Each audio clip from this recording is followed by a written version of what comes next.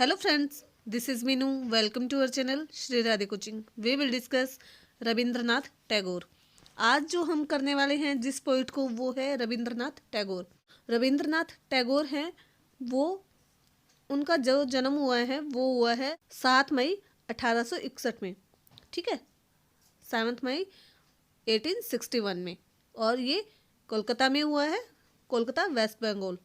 ठीक है, और जो इनकी डेथ हुई है वो है 7 अगस्त 1940. यानी ये जो इनकी डेथ हुई है वो 1940 में हुई है, और ये कुल 80 ईयर्स के थे जब इनकी डेथ हुई. तो और 14 ब्रदर सिस्टर हैं, ये जो टोटल हैं वो 14 बहन भाई हैं. ठीक है, जिनमें सबसे छोटे जो हैं रविंद्रनाथ टैगोर हैं, और इनका रेस्टिंग प्लेस जो है वो भी कोलकाता में ही है. अब रेस्टिंग प्लेस क्या होता है?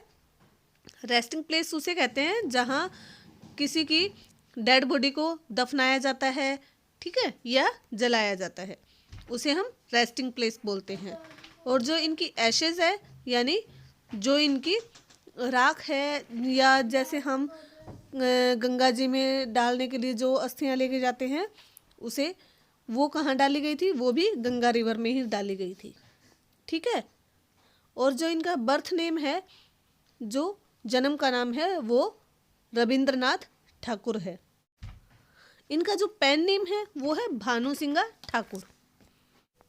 फिर आते हैं इनकी उपाधियाँ, जिनमें सबसे पहले आती है गुरुदेव की, और उसके बाद आती है कवि गुरु की.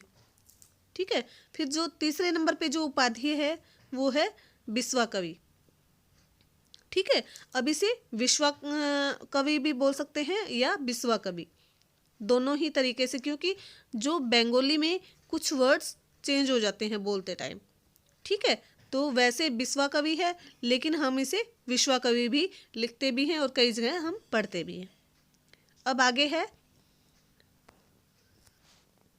जो रविंद्रनाथ टैगोर हैं वो एक पोइट, प्लेराइट और म्यूजिशियन, आर्टिस्ट, आयुर्वेदा रिसर्चर और कंपोज़र, एसिस्ट और पेंटर थे. इनमें यानी बहुत सारी खूबियाँ थी. ठीक है, और इनके जो फादर हैं, उनके फादर का नाम है देवेंद्रनाथ टैगोर, जो फिलोसोफर थे. ठीक है, अब आगे इनकी जो शादी हुई थी, जो मैरिज हुई थी, वो हुई थी मरीलिना नाम की एक लड़की से हुई थी 1883 में. ठीक है, और इनके जो बच्चे हैं वो 5 बच्चे हैं टोटल, जिनमें 3 तो इनकी बेटियां हैं यानी डॉटर हैं, और 2 बेटे हैं. ठीक है, उसके बाद फिर आते हैं इनके नोबेल प्राइज़. आप सबको पता है कि रविंद्रनाथ टैगोर को नोबेल प्राइज़ भी मिला था. इस नोबेल प्राइज़ के बारे में बहुत ज़्यादा फेमस जो चीज़ है, हमें जो इम्पोर्टेंट चीज़ है वो याद रखने वाली ये है कि जो नोबेल प्राइज़ लेने वाले इंडियन फर्स्ट पर्सन, यानी जो पहले व्यक्ति थे इंडियन, वो रविंद्रनाथ टैगोर थे. प्राइज़ यूरोपियन था, लेकिन इसे इंडिया में लेने वाले जो फर्स्ट पर्सन थे, पहले व्यक्ति थे, वो आपके रविंद्रनाथ टैगोर थे. ठीक है, और जो इनको किस चीज़ के लिए मिला था? गीतांजलि के लिए. जो इनकी गीतांजलि जो वर्क था उसके लिए इन्हें ये नोबेल प्राइज़ मिला था. जो गीतांजलि है वो पब्लिश हुई थी 1912 में. ठीक है, 1912 में पब्लिश हुई थी, और जो किसको डिवोटेड थी? ये गॉड को थी. और इसमें टोटल 104 पेज थे, 104 पेज थे इसमें. और ये जो प्राइज़ है, फिर बता देती हूँ आपको, यूरोपियन प्राइज़ है.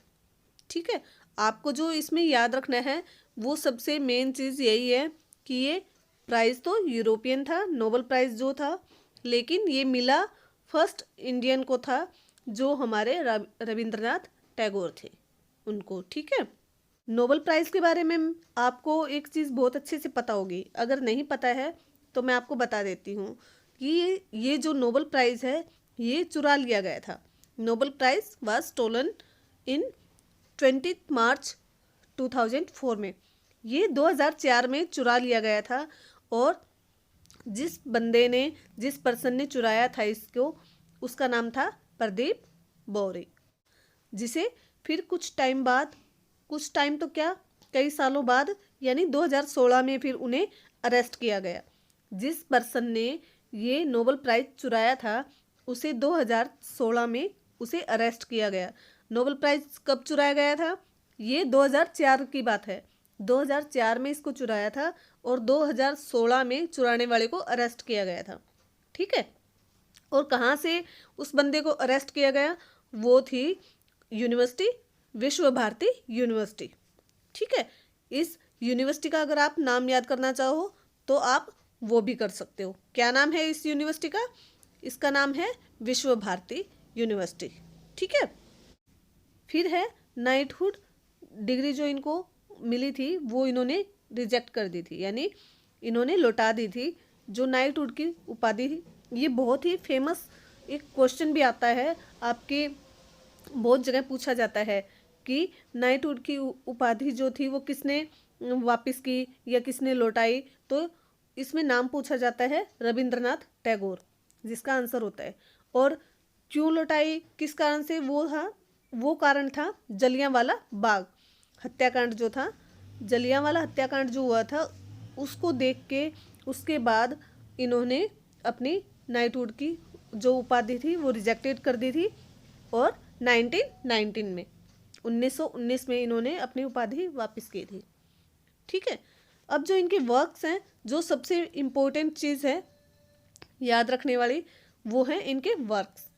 ठीक है। इन्होंने क्या क्या वर्क किया वो मैं आपको बताती हूँ। जो इन्होंने पोएम्स लिखी हैं वो 2000 से भी ज़्यादा हैं और इनके 12 नोवेल हैं और शॉर्ट स्टोरी हैं और बहुत सारे सॉन्ग्स भी हैं जो इनके द्वारा लिखे गए हैं।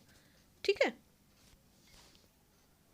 फिर आता है इनका प्ले जिसका नाम है the king of dark chamber. ये कब लिखा गया था? 1910 में। और ये जो पूरा प्ले है ये एक सिंबॉलिक प्ले है। ठीक है। फिर इसके बाद है जो सेकंड नंबर पे जो है द पोस्ट ऑफिस, और ये कब लिखा गया था? 1912 में। ठीक है। जो 4 दिन के अंदर इन्होंने लिखा था, यानी द पोस्ट ऑफिस जो इनका प्ले है वो इन्होंने 4 दिन के अंदर लिख दिया था। फिर है स्टोरी, एक बहुत ही फेमस स्टोरी है, आप लोगों ने ज़रूर पढ़ी होगी, काबुली वाला। ठीक है। काबुली वाला बहुत फेमस स्टोरी है इनकी, जो मोस्टली हर किसी ने पढ़ रखी है। ठीक है। तो ये जो स्टोरी है ये लिखी गई थी 1892 में, 1892 में। फिर उसके बाद है सॉन्ग्स, जो इन्होंने सॉन्ग्स लिखे रविंद्र संगीत। अब रविंद्र संगीत में मतलब all song in this book, जितने भी सॉन्ग हैं सब इस बुक में हैं इनके। ठीक है। और ये जो इन्होंने लिखे 1875 से लेके और 1941 यानी 1875 से लेके 1941 तक लिखे इन्होंने। इसमें जितने भी सॉन्ग हैं ये 1875 से लेके 1941 तक के लिखे हुए हैं। अब इसमें आपको बता दूं कि 2230 से भी ज़्यादा सॉन्ग्स हैं। ठीक है। जो ये सॉन्ग्स जो इनके द्वारा लिखे गए हैं इनमें हम जो राष्ट्रगान बोलते हैं, सबको पता है राष्ट्रगान किसके द्वारा लिखा गया है। ठीक है। जो राष्ट्रगान है वो इनके सॉन्ग का एक पैरा है। ठीक है। जो ये जनगण मन वाला जो सॉन्ग है ये बहुत बड़ा सॉन्ग है, बहुत बड़ा सॉन्ग है, लेकिन ये पूरा हम नहीं गाते हैं। हम केवल जनगण मन वाले सॉन्ग का केवल एक ही पैराग्राफ हम बोलते हैं, जिसको हम 52 सेकंड में बोलते हैं। ठीक है। राष्ट्रगान के बारे में मैं आपको कुछ इंटरेस्टिंग चीज़ें बता देती हूँ कि जो राष्ट्रगान है सबको पता है 52 सेकंड में बोला जाता है, और अगर इसको कम टाइम में शॉर्ट टाइम गाना हो यानी छोटी अवधि में गाना हो तो इसके लिए हमें 20 सेकंड मिलते हैं। जब छोटी अवधि में गाते हैं तो 20 सेकंड में पूरा करना होता है। आई होप आपको रविंद्रनाथ टैगोर बहुत अच्छे से समझ में आया होगा। अगर आपको ये टॉपिक अच्छे से समझ में आया तो मेरी वीडियो को ज़्यादा से ज़्यादा लाइक करें, शेयर करें, मेरे चैनल को सब्सक्राइब करें अगर आप मेरे चैनल पे फर्स्ट टाइम विजिट कर रहे हैं तो। और मुझे कमेंट बॉक्स में ज़रूर बताएं कि आपको ये टॉपिक कैसे लगते हैं, क्योंकि मुझे भी फीडबैक चाहिए होता है। और वीडियो को ज़रूर शेयर किया करो भाई। ठीक है, थैंक यू।